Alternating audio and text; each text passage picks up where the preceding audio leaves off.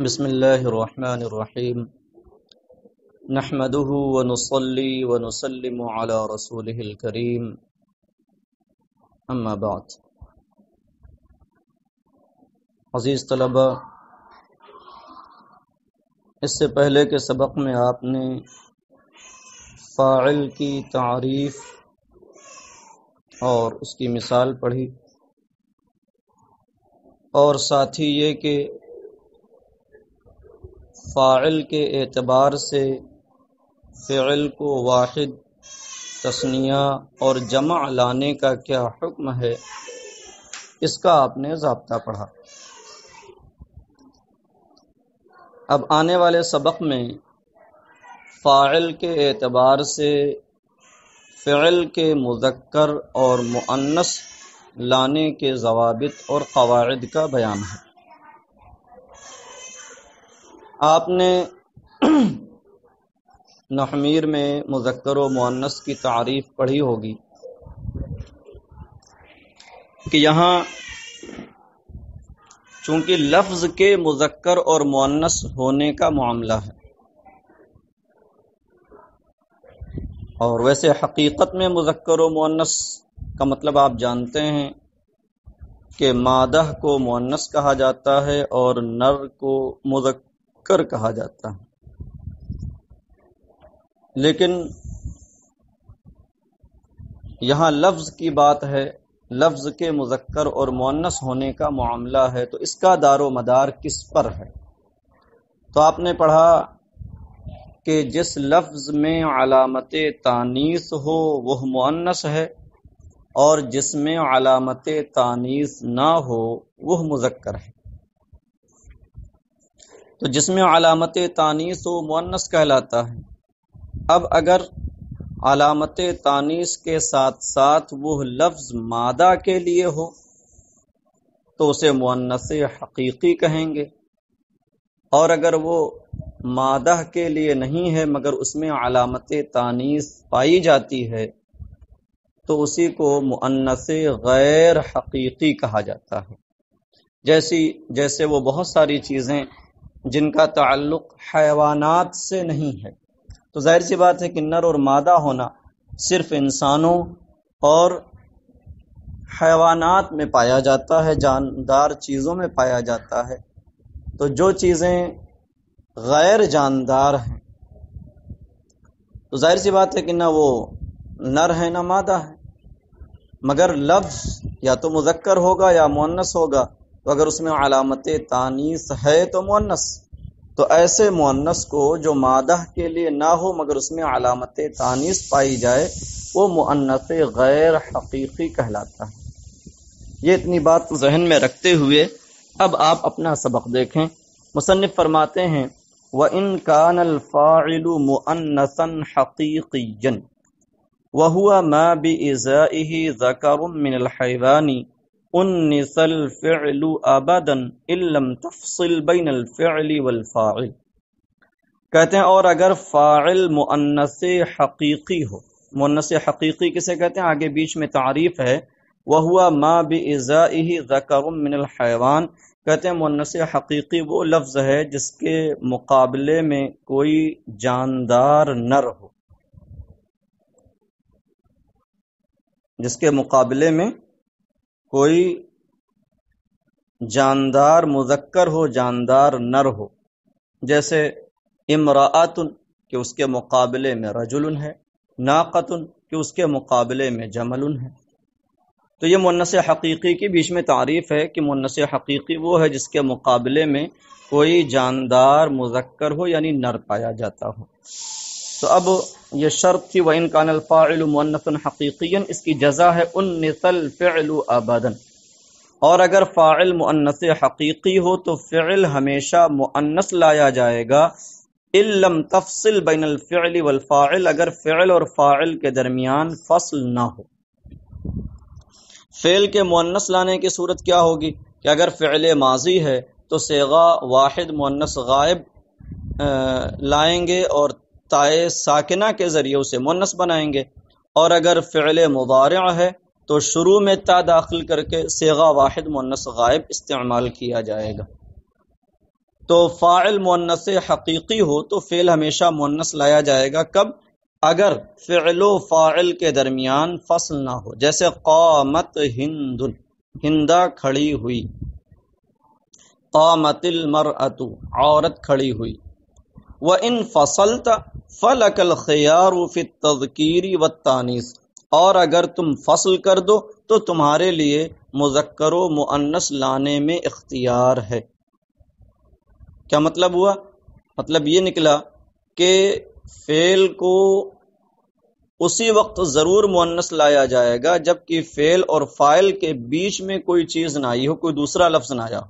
اور اگر فعل اور فاعل کے درمیان کوئی دوسرا لفظ آ گیا ہو تو ایسی صورت میں اب فعل کو مؤنث ہی لانا ضروری نہیں ہے، مذکر بھی لایا جا سکتا ہے. تو کہتے ہیں وَإِن فَصَلْتَ، اور اگر فصل کر دو تو تمہیں مذکر و مؤنث لانے میں اختیار ہے، دونوں میں سے جو چاہو لا سکتے ہو. جیسے ضرب اليوم ہند، تو یہاں دیکھیں ہندن فاعل ہے ضربہ کا، لیکن چونکہ ضربہ اور ہندن کے بیچ میں الیوما کے ذریعے فصل ہو گیا، لہذا ضربہ مذکر بھی لایا جا سکتا ہے. وَإِن شِئْتَ قُلْتَ ضَرَبَتِ الْيَوْمَ ہند، اور اگر چاہو تو ضَرَبَتِ الْيَوْمَ ہند کہو، یعنی تا کے ساتھ مؤنث لاتے ہوئے. وَكَذَلِكَ فِي الْمُؤَنَّثِ الْغَيْرِ الْحَقِيقِيِّ، اور یہی حکم مؤنث غیر حقیقی میں ہے. یہی حکم سے مراد کہ اس میں بھی اختیار ہے کہ اگر مؤنث غیر حقیقی ہے تو فصل ہو یا نہ ہو، مطلقاً اس میں اختیار ہے کہ آپ فعل کو مذکر بھی لا سکتے ہیں اور مؤنث بھی لا سکتے ہیں. نحو طلعت الشمس وَإِن شِئْتَ قُلْتَ طلع الشمس، جیسے طلعت الشمس، اور اگر چاہیں تو طلع الشمس کہیں، اور اگر تم چاہو تو طلع الشمس تذکیر مذکر کے ساتھ کہو. تو الشمس دیکھیے مؤنث غیر حقیقی، کیونکہ اس کا تعلق حیوانات سے ہے ہی نہیں، اور یہ الشمس مؤنث استعمال ہوتا ہے، مؤنث معنوی. قرآن مجید میں اس کے لیے اذا الشمس کبرت، فعل مؤنث لایا گیا. ہاں، تو جب فاعل مؤنث غیر حقیقی کو بنایا جائے تو وہاں بھی فعل کو مذکر و مؤنث دونوں لانے کا اختیار ہوتا ہے، مؤنث بھی لا سکتے ہیں اور مذکر بھی لا سکتے ہیں. مگر کہہ رہے ہیں ھذا اذا کان الفعل مسندا الی المظہر، کہتے ہیں یہ اختیار والی بات جو اوپر بتائی جا رہی ہے یہ اس وقت ہے جبکہ فعل کی نسبت فاعل مظہر کی جانب ہو،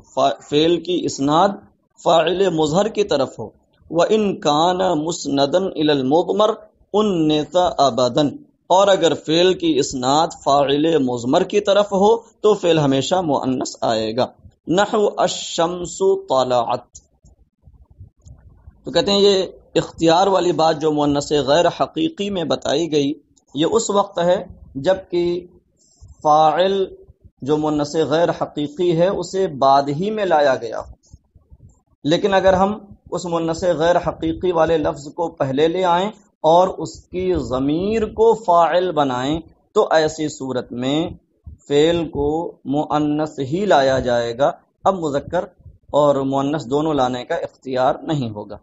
تو کہتے ہیں ھذا اذا کان الفعل، یہ اختیار اس وقت ہے جبکہ فعل کی اسناد فاعل مظہر کی طرف ہو. وَإِن كَانَ مُسْنَدًا إِلَى الْمُضْمَرِ، اور اگر فعل کی اسناد فاعل مضمر کی جانب ہو تو فعل ہمیشہ مؤنث آئے گا، جیسے الشمس طلعت. اسی سے بھی میں نے جو قرآن مجید کی آیت پڑھی اذا الشمس کبرت، تو یہاں سب مؤنث استعمال کیا گیا.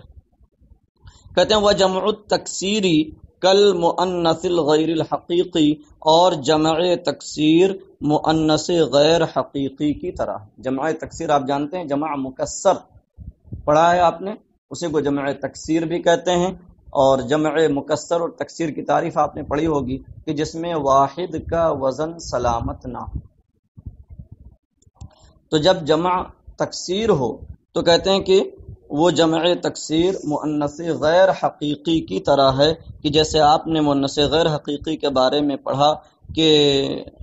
اسے فاعل مظہر بنایا گیا ہو تو اختیار ہوتا ہے، تو ویسے ہی جب جمع تکسیر کو فاعل بنایا جائے تو اختیار ہوگا، خواہ وہ مذکر کی جمع ہو جمع تکسیر یا مؤنث کی. وَإِنْ كَانَ وَجَمْعُ التَّكْسِيرِ كَالْمُؤَنَّثِ الْغَيْرِ الْحَقِيقِ، اور جمع تکسیر مؤنث غیر حقیقی کی طرح ہے، تقول قام الرجال وَإِنْ شِئْتَ قُلْتَ قامت الرجال، کہتے ہیں کہ تم کہو گے قام الرجال، اور اگر چاہو تو کہو قامت الرجال، یعنی تذکیر و تانیث دونوں کے ساتھ، والرجال قامت، یعنی اگر پہلے لے آئے الرجال کو تو اب یہاں قامت مؤنث لایا جائے گا۔ وَيَجُوزُ فِيهِ الرِّجَالُ قَامُوا، اور اس میں الرجال قاموا بھی جائز ہے، مگر یاد رہے کہ الرجال قاموا جس کا مطلب یہ ہوا کہ فعل جمع مذکر کا صیغہ لایا جائے تو یہ اس وقت ہوگا جب کہ وہ جمع مکسر مذکر عاقل کی جمع ہو، جیسے الاولاد، الرجال، الابناء، الآباء وغیرہ۔ تو جب جمع مذکر عاقل کی جمع تکسیر ہو اور اسے پہلے ذکر کر دیا جائے تو اس میں مؤنث فعل کو مؤنث لانا بھی جائز ہے، الرجال قامت جیسے کہہ سکتے ہیں، اور فعل کو جمع مذکر کے ذریعے بھی لایا جا سکتا ہے، تو الرجال قاموا۔ لیکن اگر وہ جمع مکسر مذکر عاقل کی نہیں بلکہ مذکر غیر عاقل کی جمع ہے یا کسی مؤنث کی جمع ہے تو یا تو اس میں فعل کو صیغہ واحد مؤنث غائب سے لائیں گے، جیسے انہوں نے الرجال قامت کہا ہے تو اس جگہ پر النساء قامت کہیں گے، یا اسے صیغہ جمع مؤنث غائب کے ساتھ لایا جائے گا، یعنی النساء قمنا کہیں گے۔ تو مؤنث کی جمع تکسیر ہو یا مذکر غیر عاقل کی جمع تکسیر ہو تو اس میں قامو نہیں کہا جائے گا بلکہ اس میں صیغہ جمع مؤنث غائب کا استعمال کریں گے۔ تو یہاں تک یہ ہاں یہاں پر دھیان دیں کہ فاعل کے اعتبار سے فعل کے مؤنث ہونے کا بیان کر دیا، مذکر تو کہتے ہیں اس کے علاوہ جو صورتیں ہیں ان تمام صورتوں میں فعل کو مذکر لایا جائے گا، تو اس کا ذکر نہیں کیا، خاص تانیث کا ذکر کیا کیونکہ تانیث ایک عارض ہے، یعنی اس میں ایک علامت تانیث الگ سے لگتی ہے اور کلمہ مؤنث ہوتا ہے، تو مؤنث کے لحاظ سے یہ بیان کر دیا گیا، بقیہ جو صورتیں بچی ہیں ان میں مذکر لایا جائے گا۔ اب آگے پیچھے آپ نے یہاں آگے چند احکام اور بیان کرنا چاہتے ہیں فعل و فاعل کے، تو پیچھے آپ نے پڑھا تھا جب فعل متعدی ہو تو اس کے لیے مفعول بہ بھی آئے گا، تو اب یہاں سے دونوں کا مقام اور مرتبہ بیان کرنا الحمدللہ بیان کرنا چاہتے ہیں، تو یاد رکھیں کہ اصلی ترتیب یہ ہے کہ فعل کے بعد متصلاً فاعل لایا جائے اور اس کے بعد مفعول کو رکھا جائے، یہ اصل ترتیب ہے، اصل فاعل اور مفعول کا مقام ہے کہ پہلے فاعل رہے گا پھر مفعول رہے گا، لیکن یہ واجبی چیز نہیں ہے کہ ہمیشہ فاعل کو مفعول سے پہلے لانا ضروری ہے، بلکہ فاعل پر مفعول کو مقدم کیا جا سکتا ہے، بلکہ نفس فعل پر بھی مقدم کیا جا سکتا ہے، یعنی نفس فعل سے پہلے بھی مفعول کو لایا جا سکتا ہے، جیسے کہ ہم پڑھتے ہیں ایاک نعبد، تو آپ جانتے ہیں ایاک یہ مفعول بھی ہے نعبد فعل کا، جبکہ اس سے پہلے لایا گیا ہے۔ تو اصل یہ ہے کہ فعل کے بعد فاعل ہو پھر اس کے بعد مفعول ہو، لیکن اس کے برخلاف بھی جائز ہے، لیکن بعض صورتیں ایسی ہوتی ہیں کہ کچھ عوارض ایسے بن جاتے ہیں کہ اب وہاں پر یہ تقدیم واجب ہو جاتی ہے، فاعل کو مفعول سے پہلے لانا ضروری ہو جاتا ہے، تو اسی کو بیان کر رہے ہیں وَيَجِبُ تَقْدِيمُ الْفَاعِلِ عَلَى الْمَفْعُولِ إِذَا كَانَ مَقْصُورَيْنِ وَخِفْتَ اللَّبْسَ،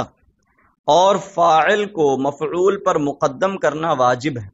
یعنی فاعل کو مفعول سے پہلے لانا ضروری ہے جب دونوں اس میں مقصور ہوں اور التباس کا خوف ہو۔ دو باتیں ہیں، ایک تو دونوں اس میں مقصور ہوں، تو دونوں جب اس میں مقصور ہوں گے تو اعراب ظاہری آئے گا نہ اعراب لفظی آئے گا، نہ تقدیری اعراب وہاں ہوگا کہ ہم اعراب سے پکڑ لیتے کہ یہ فاعل ہے یا مفعول ہے، اور معنی کے اعتبار سے بھی وہاں کوئی قرینہ نہ ہو اور دونوں میں التباس کا خوف ہو، یعنی یہ پتہ نہ چل سکے کہ ان میں کون فاعل ہے اور کون مفعول، لہذا یہ ضابطہ بنا دیا گیا کہ جو فاعل رہے گا اسے پہلے لایا جائے گا، جو مفعول ہوگا اسے بعد میں لایا جائے گا، تاکہ اس ضابطے کی مدد سے ہم یہ جان لیں کہ پہلا والا فاعل ہے اور بعد والا مفعول ہے۔ کہتے ہیں اور فاعل کو مفعول پر مقدم کرنا واجب ہے جب دونوں اس میں مقصور ہوں اور التباس کا خوف ہو، جیسے ضرب موسیٰ عیسیٰ۔ تو دھیان دیں، ضرب موسیٰ عیسیٰ، دونوں اس میں مقصور ہیں کہ دونوں کے آخر میں الف مقصورہ ہے، اور یہاں پر کوئی قرینہ نہیں ہے کہ موسیٰ نے عیسیٰ کو مارا ہے کہ عیسیٰ نے موسیٰ کو مارا ہے۔ تو اس تشویش سے بچنے کے لیے ضابطہ بنا دیا گیا کہ جو پہلے ہوگا وہ فاعل ہوگا، جو بعد میں ہوگا مفعول۔ تو ضرب موسیٰ عیسیٰ کہا جائے تو معنی ہوگا موسیٰ نے عیسیٰ کو مارا، اور اگر اسے ضرب عیسیٰ موسیٰ کر دیا جائے تو معنی ہوگا عیسیٰ نے موسیٰ کو مارا۔ وَيَجُوزُ تَقْدِيمُ الْمَفْعُولِ عَلَى الْفَاعِلِ إِن لَّمْ تَخَفِ اللَّبْسَ، اور مفعول کو فاعل پر مقدم کرنا جائز ہے اگر التباس کا خوف نہ ہو۔ اگر دونوں میں التباس اور اشتباہ کا خوف نہ ہو تو اب مفعول کو فاعل پر مقدم کیا جا سکتا ہے، جیسے اکل الکمثرى یحییٰ، یہ امرود کو کمثرہ کہتے ہیں، یا امرود کے مانند ایک پھل ہے اسے کمثرہ کہا جاتا ہے۔ تو دھیان دیں، کمثرہ بھی اس میں مقصور اور یحییٰ بھی اس میں مقصور ہے، دونوں میں اعراب لفظی نہیں آ رہا ہے، لیکن معنی کے اعتبار سے یہاں قرینہ موجود ہے کہ کمثرہ یعنی امرود نے یحییٰ کو نہیں کھایا ہوگا، کیونکہ امرود کھانے والا نہیں بلکہ وہ کھایا جانے والا ہے، لہذا الکمثرہ کی تقدیم سے یہاں کوئی اشتباہ نہیں ہے۔ جیسے اکل الکمثرى یحییٰ، معنی ہوگا یحییٰ نے امرود کھایا۔ وضرب عمرا زید، تو یہاں اعراب نے ظاہر کر دیا کہ عمرن مفعول بھی ہے اور زید فاعل ہے، کیونکہ مفعول بھی منصوب اور فاعل مرفوع ہوتا ہے۔ وَيَجُوزُ حذف الفعل حيث كانت قرینۃ، اب یہاں سے فعل اور فاعل کے حذف کی بات کر رہے ہیں، کہتے ہیں اور فعل کو حذف کرنا جائز ہے جب کہ کوئی قرینہ ہو۔ ظاہر سی بات ہے بغیر کسی قرینہ کے حذف کر دیا جائے گا تو فعل کا پتہ کیسے چلے گا، اور ہم یہ سمجھیں گے کیسے کہ یہ فاعل ہے۔ فاعل تو فعل کے لیے ہوتا ہے، جب فعل کے لیے کوئی قرینہ ہی نہیں ہے تو اس کا فاعل ہونا کیسے پتہ چلے گا، لہذا فاعل کے فعل کو حذف نہیں کیا جا سکتا، ہاں اس وقت حذف کر سکتے ہیں جبکہ وہاں کوئی قرینہ ہو۔ تو کہتے ہیں اور فعل کو حذف کرنا جائز ہے جبکہ کوئی قرینہ ہو، نحو زید فی جواب من قال من ضرب، جیسے زیدن کہنا اس شخص کے جواب میں جو پوچھے من ضرب کس نے مارا۔ تو ہماری زبان میں بھی استعمال ہوتا ہے، کس نے مارا؟ فلاں نے، زید نے۔ تو اب یہاں پورا نہیں بولا جاتا زید نے مارا نہیں، کیوں؟ اس لیے کہ سوال یہاں پر ایک قرینہ، من ضرب کس نے مارا، تو سوال مارنے کے تعلق سے ہے، لہذا جواب میں جب ہم کہیں گے زید نے یا زیدن عربی میں کہا تو وہ ضربہ فعل کا فاعل بنے گا۔ تو جیسے زیدن اس شخص کے جواب میں جو پوچھے من ضرب۔ وکذا یجوز حذف الفعل والفاعل معا، اور یوں ہی فعل و فاعل دونوں کو حذف کرنا جائز ہے، کا نعم، یہ بھی اسی وقت جبکہ کوئی قرینہ ہو، جیسے نعم کہنا فی جواب من قال اقام زید، اس شخص کے جواب میں جو پوچھے اقام زید، کیا زید کھڑا ہوا، تو آپ جواب میں کہیں نعم، ہاں، کا مطلب کیا ہوا؟ اے نعم قام زید، ہاں زید کھڑا ہوا۔ وقد يحذف الفاعل ويقام المفعول مقامه، تو یہ تو بات تھی فعل کے حذف کی، ہاں کہا کہ انہوں نے فعل بھی حذف کیا جا سکتا ہے اور فعل و فاعل دونوں کا حذف کیا، کیا تنہا فعل کو حذف؟ کہتے ہیں وقد يحذف الفاعل، تنہا فاعل کو حذف نہیں کیا جائے گا، ہاں جب فاعل کو تنہا حذف کیا جائے گا تو اس کی جگہ کسی نہ کسی کو لایا جائے گا، اس کا نائب بنایا جائے گا۔ کہتے ہیں وقد يحذف الفاعل ويقام المفعول مقامه، اور کبھی فاعل حذف کر دیا جاتا ہے اور مفعول کو اس کے قائم مقام کر دیا جاتا ہے جب کہ فعل مجہول ہو، نحو ضرب زید، تو ضرب زید، زید مارا گیا، مارنے والا کون ہے اس کا ذکر نہیں ہوا، تو فاعل کو حذف کر دیا گیا اور مفعول کو اس کی جگہ رکھ دیا گیا۔ وهو القسم الثانی من المرفوعات، کہتے ہیں لیکن اس کا تعلق فعل کی اس قسم، مرفوعات کی اس قسم سے نہیں بلکہ یہ تو مرفوعات کی دوسری قسم ہے جس کا نام ہی ہے مفعول ما لم یسمى فاعلہ، وهو القسم الثانی من المرفوعات، اور یہ مرفوعات کی